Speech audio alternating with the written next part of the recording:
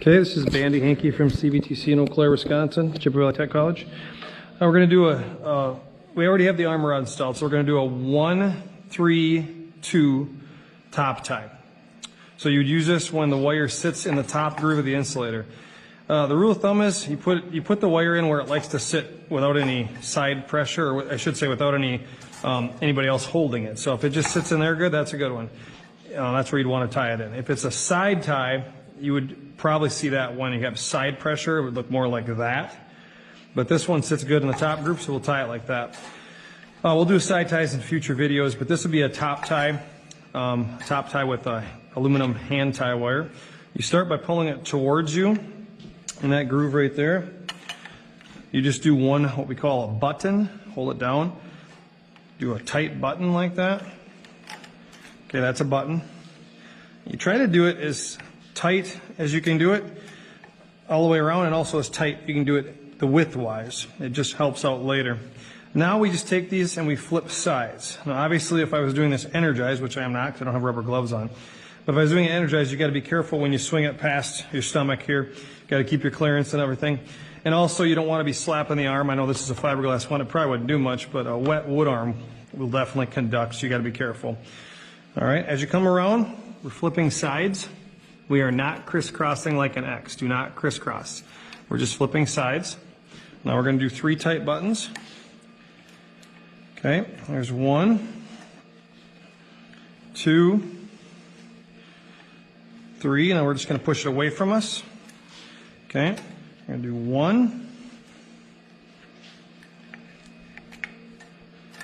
2, 3. Remember, you're trying to keep them tight. Now push it away from you.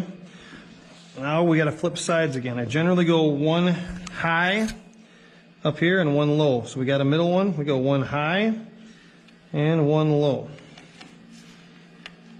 So that's the way it should look when it comes around the back. Not crisscross. You never want to make an X. It'll wear out right there. It'll break. The tie will break after a few years. So this is kind of the harder part to make it look good. Just pull it as tight as you can get and start doing the next button. The closer you start your first button, the better this looks at the end. It's hard to make that part look good, especially if you start out too wide.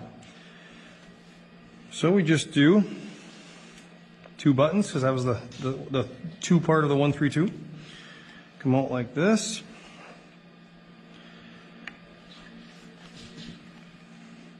I like that better, right like that.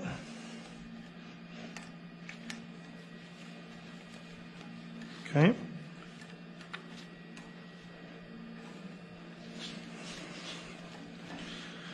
Well, let's just finish this one out with the 2. Now we do what's called fanning it out. So we just fan it out, get rid of some of the tie wire.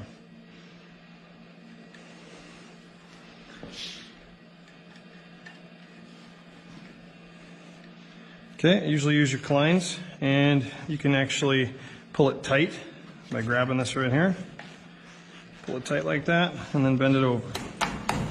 Make sure that little point is touching that. You don't want to leave a space. If you leave a space like that, you'll have some fuzzing on your radio when you drive by it, radio interference.